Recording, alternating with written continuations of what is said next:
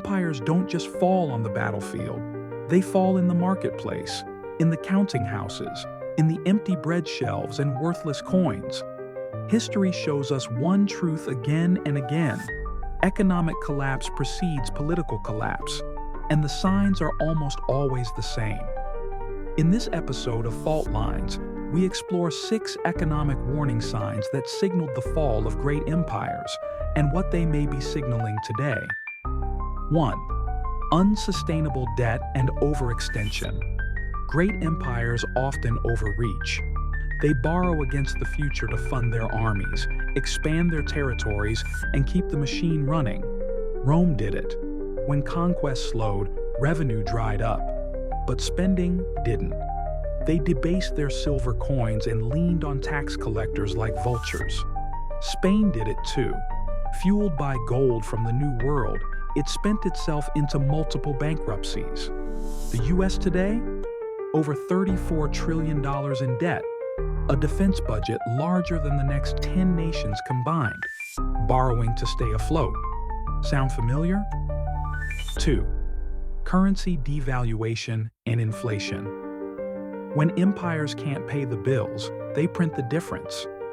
In the late Roman Empire, coins were increasingly diluted with base metals, causing inflation, unrest, and a loss of faith in the money itself. In Weimar Germany, a loaf of bread went from a few marks to billions overnight. The middle class was wiped out. Today, inflation is again a global concern. In the US, stimulus injections, rising deficits, and unchecked spending have sparked real fears about how long the dollar can hold its value, especially if the world starts looking for a new reserve currency. 3. Widening wealth inequality. As empires mature, wealth stops flowing. It pools. In Rome, the rich bought up vast estates, while small farmers were forced off their land into poverty and political radicalism. In pre-revolutionary France, the nobility partied while peasants starved. In Russia, the Tsar's wealth insulated him from a nation in collapse. In America today, the top 1% control more wealth than the bottom 90% combined. CEOs make 300 times what their workers earn. Home ownership, upward mobility, and savings are out of reach for millions. History calls this a powder keg. 4th, decline in productivity and innovation. Early in an empire's life, innovation drives growth, but later, stagnation sets in. Bureaucracy chokes creativity. The system exists to protect itself, not improve. The Ottomans, once pioneers in science and governance, fell behind Europe after resisting technological reform. The Soviet Union? Brilliant minds trapped in a system that rewarded loyalty over invention.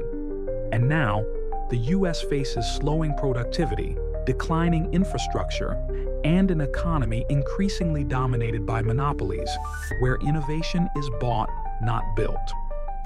5. Loss of trade.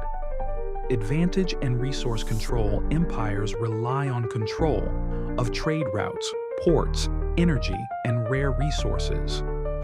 Venice fell when Ottoman and Atlantic powers rerouted commerce. Britain's decline followed the rise of independent global competitors and the loss of colonial markets. Today, the US faces growing economic competition from China, vulnerability in supply chains, and rising tension over energy independence, microchips, and rare earth metals. The more the world decouples, the less leverage the empire holds. 6.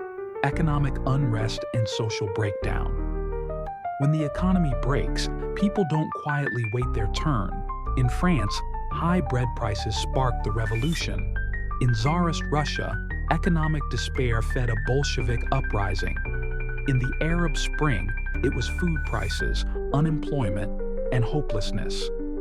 Now, look at today's America: rising strikes, waves of homelessness, skyrocketing youth depression and debt, and a growing number of citizens convinced the system no longer works for them. The pitchforks are digital, for now. Conclusion: Are we next? Empires don't die in one blow. They unravel economically, socially, morally. And long before they collapse in war or rebellion, they falter in the wallet. Let's review the warning signs. Crushing national debt, inflation, and a devalued currency. A rigged economy for the few, stalled productivity, lost trade leverage, growing unrest. All of these have happened before. All of them are happening now. So the question is, will we heed the past or repeat it? Do you think the US is showing signs of imperial economic decline? Which of the 6 factors concerns you most, and why? Drop your thoughts below. Let's compare notes with the historians of tomorrow. Subscribe to Fault Lines, the fall of empires, for weekly episodes that connect the past to the present and remind us that history never sleeps.